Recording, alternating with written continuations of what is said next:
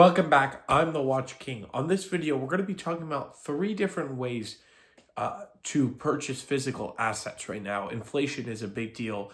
Most of my customers right now, new customers, are talking about inflation and where to put their money. So why not put it in a video so all of you guys out there get to see where I direct my customers into putting in physical assets, the risks involved basically, and just the enjoyment of it. So without further ado, let's hop straight into it. Jumping right into it, we have assets, right? Every single one of these is made out of gold. Now, they're different purities, and we'll get into that in a second, but every single one of these has a cash value in gold. There are benefits of every single one of them on the table. We're going to go with the most boring, right? Some people get offended. I think the coins are cool. A lot of people don't. And they also just sit in a drawer. And in my particular case, they sit in a safety deposit box, right? That's where I keep all my watches. I take them out for a little bit for a video, and then they're back in the same day, right? I don't keep money like this out, which I recommend to my clients too. It's not that much for a safety deposit box, just worth it to put your assets in, right? So the boring ones, as I say, what is the benefit of having this? Well, you're never going to get, let's say you're never going to pay double the price of what it's actually worth, right? Everybody knows a pamp bar. You can look it up online. You know, you could pay. I bought this particular one at Costco. I paid under melt in my case because gold's gone up since they bought it, and they sold it to me under melt. In this case, I got this from a client. He did a huge gold deal, and I kept this particular one because I thought it was cool. It's a war rare date, semi-key date, and I just think it's cool. But a lot of people don't. And then when you hand these down generation after generation, you're going to have your kids not really into these, right? I mean, maybe one generation, maybe two, but the third one will sell it because especially now they're so expensive, and they would just, have the money to whatever, pay a mortgage, whatever the case may be, right? So typically these have less emotional value to them. Why do I mention that? Because the next category, there's a story very personal to me. Right. So this is a 14 karat gold chain, a little over 50%, like 58, I believe, around there, pure. Right. This is 18 karat. This is 75% pure. This chain. So there is a weight of this chain in the value here. Right. But this chain is personal to me. This chain, my grandfather wore, and I'm very close with my grandfather. He's still alive, actually. Amazingly over 90 years old, great guy, but he wanted to give me this while he was alive because when I was a very little kid, I would always see it, and even when I was like a toddler or baby, I would reach for it. It's a very shiny thing. It's one of the earliest memories I actually have of him wearing this chain, and it's just something very, very shiny, and it doesn't come off in the camera as much, but it's just a cool Cuban chain. And there is a value to this in the gold, right? But I wouldn't sell this for 10 times the gold price, right? This is a connection with my family and the story behind it, and my grandfather, while he's here, and whenever eventually he passes on, I will always have this chain to remind me of him. I wear it on vacations. I don't wear it around just because it's very flashy, and it doesn't really fit me at my age right now. But just incredible story personally to me, and I love having it, right? So you don't get, in my opinion, this is all my opinion, but you don't get that incredibly touching story with coins unless you grew up, maybe your dad owned a coin store and he gave you your first coin when you were like 8 or 10 or whatever, and you have that memory. But that's a very minute group of people. A lot of people wear jewelry. If there's any girls watching, which very few of my audience is, but you might have a ring that your mother wore and you remember it, or your grandmother wore a ring and it's passed on to you. So there's a lot of sentimental value there attached to these. So that's why these are fun, and they're also fun to wear, right? Jewelry is very fun to wear. I love wearing this on vacation, and I get compliments on this way more than my watches. Believe it or not, this is probably what my number one complimented thing, and I'm wearing GMTs and subs and whatever might be on my wrist at the time.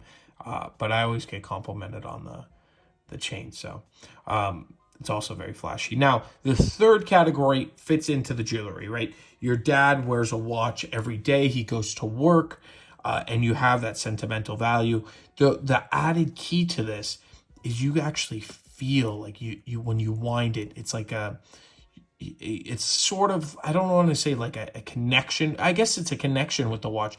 You feel the watch every day, in these hand wind ones or automatic, right? Your wrist moves and this watch comes alive. It's very like a romantic type of thing.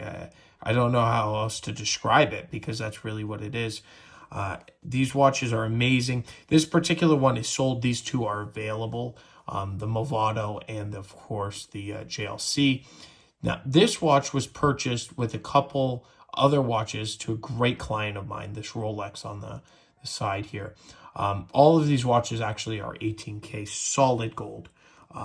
But it doesn't matter if it's 14 or 10 karat, they all have a value in the gold. But of course, my client paid for the watch, which everybody will pay for the premium of a Rolex, right? You're not going to buy a Rolex for melt. Nobody does that. I mean, if they do, they're not giving you the right price typically. So my client bought this for an absolute great deal. He bought also another very cool vintage bubble back at the same time. And he got a great price. So right now in the market with the weight of this watch, the gold is actually worth what he paid for it. So gold has gone up so much. It was a year ago, a little over a year ago. Gold has gone up a lot since that time. So now this watch probably increased by at least a few $1,000s. So he got a really good deal. And I don't know where else in the world that you can double your money or possibly triple your money in 1 year that you can with a physical asset such as this Rolex, right?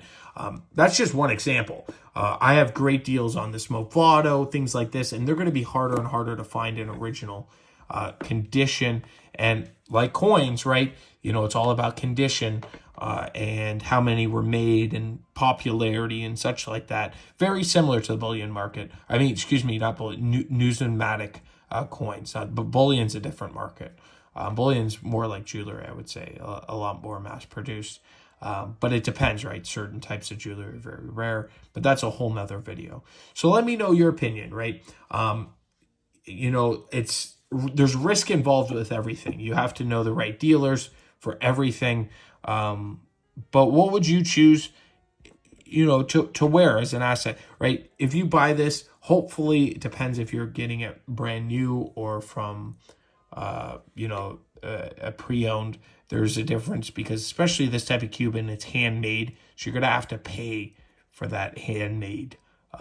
There's premiums, right? In everything. In bullion, of course, but more in the jewelry, but you get to wear it, you get to enjoy it. And of course, your kids and your family get to see it on you, and maybe they want it, right? And they'll wear it and they'll give it to their kids. So it's such a cool thing that these assets have that not so much the coins that the bullion have. And that's why I really fell in love with the watches, because that is such a romantic, cool thing, right? And watches themselves are just amazing, right? Triple calendar right here as we pull it out. Winston Churchill wore the same size as this watch. Nowadays it's considered very small, but as you can see, it's actually not awful because of how big that dial is. But it's just so cool. You can buy something from the 40s, the 30s, all 60s, whatever it is, even the 20s, right? When they first came out, very popularized these wristwatches. Just something very unique, very cool. And you can get it for, a little, right? This is a lot more, the bullion. I mean, you're paying like a little over one of these, right? This is mass produced, millions, if not billions bars of gold out there. Billions of 1 ounce bars probably out there. But these are probably, in the Movado, there's probably maybe a couple thousand in the world, right? from this time. So it's just knowing what the market is, buying it for the right price, and they all could be physical assets that go up, right? I'm not going to call them investments. I'm not a advisor in that, but they are a way to store your wealth.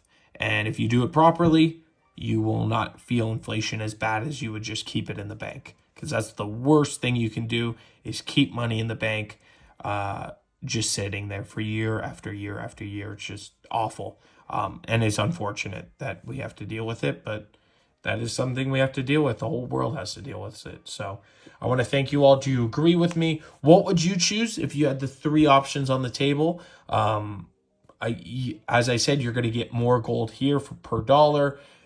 It's nice. I mean, it's just nice jewelry. And then the watches, I made years and years of videos about watches. So love to know. I want to thank you all for watching, and I will definitely catch you in the next one. Have a great day.